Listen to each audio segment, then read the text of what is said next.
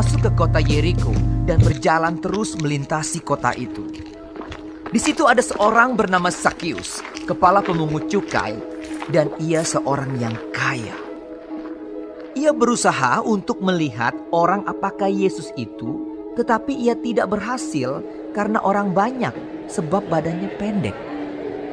Maka berlarilah ia mendahului orang banyak, lalu memanjat pohon ara untuk melihat Yesus yang akan lewat di situ. Ketika Yesus sampai ke tempat itu, ia melihat ke atas dan berkata, "Zakeus, segeralah turun, sebab hari ini aku harus menumpang di rumahmu." Lalu Zakius segera turun dan menerima Yesus dengan sukacita. Tetapi semua orang yang melihat hal itu bersungut-sungut. Katanya, "Ia menumpang di rumah orang berdosa." tetapi Zakius berdiri dan berkata kepada Tuhan, Tuhan, setengah dari milikku akan kuberikan kepada orang miskin. Dan sekiranya ada sesuatu yang kuperas dari seseorang, akan kukembalikan 4 kali lipat. Kata Yesus kepadanya, Hari ini telah terjadi keselamatan kepada rumah ini, karena orang ini pun anak Abraham. Sebab anak manusia datang untuk mencari dan menyelamatkan yang hilang.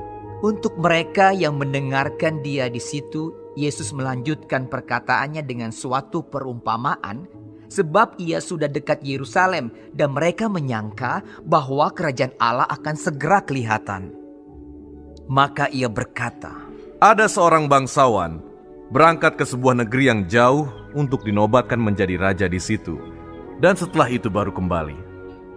Ia memanggil 10 orang hambanya dan memberikan 10 mina kepada mereka. Katanya, pakailah ini untuk berdagang sampai aku datang kembali.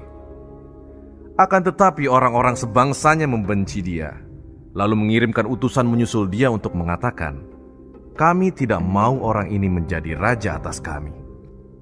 Dan terjadilah ketika ia kembali, setelah ia dinobatkan menjadi raja, ia menyuruh memanggil hamba-hambanya yang telah diberinya uang itu untuk mengetahui berapa hasil dagang mereka masing-masing. Orang yang pertama datang dan berkata, Tuan, mina tuan yang satu itu telah menghasilkan 10 mina. Katanya kepada orang itu, baik sekali perbuatanmu itu, hai hamba yang baik. Engkau telah setia dalam perkara kecil, karena itu terimalah kekuasaan atas 10 kota. Datanglah yang kedua dan berkata, Tuan, mina tuan telah menghasilkan 5 mina. Katanya kepada orang itu, dan engkau kuasailah 5 kota. Dan hamba yang ketiga datang dan berkata, Tuan, inilah mina tuan. Aku telah menyimpannya dalam sapu tangan. Sebab aku takut akan Tuan, karena Tuan adalah manusia yang keras. Tuan mengambil apa yang tidak pernah Tuan taruh, dan Tuan menuai apa yang tidak Tuan tabur. Katanya kepada orang itu, Hai hamba yang jahat, aku akan menghakimi engkau menurut perkataanmu sendiri. Engkau sudah tahu bahwa aku adalah orang yang keras, yang mengambil apa yang tidak pernah aku taruh dan menuai apa yang tidak aku tabur. Jika demikian, mengapa uangku itu tidak kau berikan kepada orang yang menjalankan uang? Maka sekembaliku, aku dapat mengambilnya serta dengan bunganya. Lalu katanya kepada orang-orang yang berdiri di situ, Ambillah mina yang satu itu daripadanya, dan berikanlah kepada orang yang mempunyai 10 mina itu. Kata mereka kepadanya, Tuan, ia sudah mempunyai 10 mina. Jawabnya, Aku berkata kepadamu, setiap orang yang mempunyai, kepadanya akan diberi. Tetapi siapa yang tidak mempunyai, daripadanya akan diambil juga apa yang ada padanya. Akan tetapi semua seteruku ini, yang tidak suka aku menjadi rajanya, bawalah mereka kemari dan bunuhlah mereka di depan mataku. Dan setelah mengatakan semuanya itu, Yesus mendahului mereka dan meneruskan perjalanannya ke Yerusalem. Ketika ia telah dekat Betfage dan Betania yang terletak di gunung yang bernama Bukit Zaitun, Yesus menyuruh 2 orang muridnya dengan pesan, Pergilah ke kampung yang di depanmu itu. Pada waktu kamu masuk di situ, kamu akan mendapati seekor keledai muda tertambat yang belum pernah ditunggangi orang. lepaskanlah keledai itu dan bawalah kemari. Dan jika ada orang bertanya kepadamu, mengapa kamu melepaskannya? Jawablah begini, Tuhan memerlukannya. Lalu pergilah mereka yang disuruh itu, dan mereka mendapati segala sesuatu seperti yang telah dikatakan Yesus. Ketika mereka melepaskan keledai itu, berkatalah orang yang empunya keledai itu. Mengapa kamu melepaskan keledai itu? Kata mereka. Tuhan memerlukannya. Mereka membawa keledai itu kepada Yesus, lalu mengalasinya dengan pakaian mereka dan menolong Yesus naik ke atasnya. Dan sementara Yesus mengendarai keledai itu, mereka menghamparkan pakaiannya di jalan. Ketika ia dekat Yerusalem, di tempat jalan menurun dari Bukit Zaitun, mulailah semua murid yang mengiringi dia bergembira dan memuji Allah dengan suara nyaring oleh karena segala mujizat yang telah mereka lihat. Kata mereka, diberkatilah dia yang datang sebagai raja dalam nama Tuhan. Damai sejahtera di sorga dan kemuliaan di tempat yang maha tinggi. Beberapa orang Farisi yang turut dengan orang banyak itu berkata kepada Yesus. Guru, tegurlah murid-muridmu itu. Jawabnya, Aku berkata kepadamu, jika mereka ini diam, maka batu ini akan berteriak. dan ketika Yesus telah dekat dan melihat kota itu, ia menangisinya, katanya, Wahai betapa baiknya, jika pada hari ini juga engkau mengerti apa yang perlu untuk damai sejahteramu. Tetapi sekarang hal itu tersembunyi bagi matamu. Sebab akan datang harinya bahwa musuhmu akan mengelilingi engkau dengan kubu, lalu mengepung engkau dan menghimpit engkau dari segala jurusan. Dan mereka akan membinasakan engkau beserta dengan pendudukmu. Dan pada tembokmu, mereka tidak akan membiarkan satu batu pun tinggal terletak di atas batu yang lain. Karena engkau tidak mengetahui saat bila mana Allah melawat engkau. Lalu Yesus masuk ke bait Allah dan mulailah ia mengusir semua pedagang di situ. Katanya kepada mereka, Ada tertulis, rumahku adalah rumah doa, tetapi kamu menjadikannya sarang penyamun. tiap-tiap hari ia mengajar di dalam bait Allah. Imam-imam kepala dan ahli-ahli Taurat serta orang-orang terkemuka dari bangsa Israel berusaha untuk membinasakan dia. Tetapi mereka tidak tahu bagaimana harus melakukannya, sebab seluruh rakyat terpikat kepadanya dan ingin mendengarkan dia.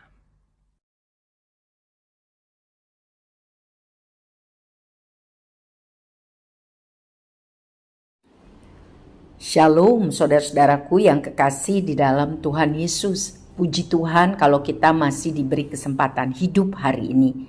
Dan puji Tuhan kalau kita masih bisa mempelajari firman Tuhan. Kompas kehidupan dari Lukas 19. Tuhan Yesus memberkati.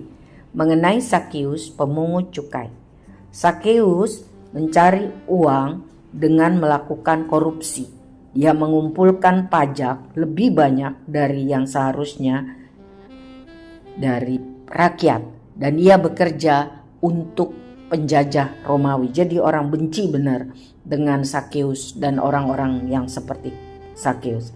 Tetapi Tuhan Yesus memperingatkan bahwa anak manusia, yaitu Tuhan Yesus, datang untuk mencari dan menyelamatkan yang tersesat. Perintah ini jelas tegas buat kita untuk memberitakan Injil kepada semua orang. Injil bagi semua manusia, karena semua orang terhilang, tersesat, diperbudak dosa, dan sungguh-sungguh memerlukan keselamatan yang hanya ada di dalam Yesus Kristus Tuhan kita. Amin. Selanjutnya mengenai perumpamaan tentang 10 uang mina. Ini membicarakan mengenai seorang yang mempercayakan kekayaannya kepada hamba-hambanya. Dan bagi hamba yang setia melayani Tuhan akan ada reward. Sedangkan yang tidak setia akan diambil semua yang ada padanya. Firman Tuhan ini mengajarkan kita bahwa kita masing-masing memiliki karunia, kesempatan, waktu ya dari Tuhan. Kita harus sungguh-sungguh menghargainya, melaksanakan tugas tanggung jawab ya, dengan taat, dengan setia, dengan sungguh-sungguh sampai Tuhan datang kembali, supaya kita boleh menerima upah yang besar bagi orang-orang yang setia. Selanjutnya mengenai Yesus dielulukan di Yerusalem. Sesudah Tuhan mengajar murid-muridnya mengenai banyak hal, Tuhan pergi ke Yerusalem naik keledai. Ya. Menggambarkan bahwa ia adalah Raja Israel, Mesias yang sudah dinubuatkan oleh Nabi Zakaria dalam Zakaria 9 ribuan tahun sebelumnya. Dia datang dengan sederhana, dengan keledai, untuk menunjukkan bahwa tujuan kedatangannya di dunia untuk mencari dan menyelamatkan orang berdosa. Tujuan rohani, bukan tujuan politis. Ya. Tapi orang-orang yang dikasihinya itu menolak. Ya. Mereka mau Tuhan Yesus adalah Mesias dalam bidang politis. Mereka ingin lepas dari penjajahan Roma. Tetapi Tuhan Yesus datang dengan tujuan mencari dan menyelamatkan yang hilang secara rohani. Ada waktunya nanti pada kedatangan Yesus kedua sebagai Raja dan Hakim, dia adalah Raja di atas segala raja. Tapi kedatangan yang pertama adalah Mesias secara rohani. Yesus menangis, ia sangat mengasihani umat kesayangannya. Karena Yesus tahu bahwa mereka akan mengalami hukuman yang dahsyat. Yesus bernubuat di ayat 43 bahwa musuh-musuh akan mengelilingi dengan kubu dan mengupuk, menghimpit dari segala jurusan. Apa yang dikatakan Tuhan Yesus itu terjadi 40 tahun kemudian sesudah kematian dan kebangkitan Kristus. Ketika Yerusalem dihancurkan oleh tentara Romawi dan ratusan ribu orang-orang Yahudi dibantai. Sebab itu selagi ada kesempatan, mari kita sungguh-sungguh bertobat dan hidup sesuai kehendak Tuhan. Hidup mati kita ditolong, dijamin, dipelihara Tuhan.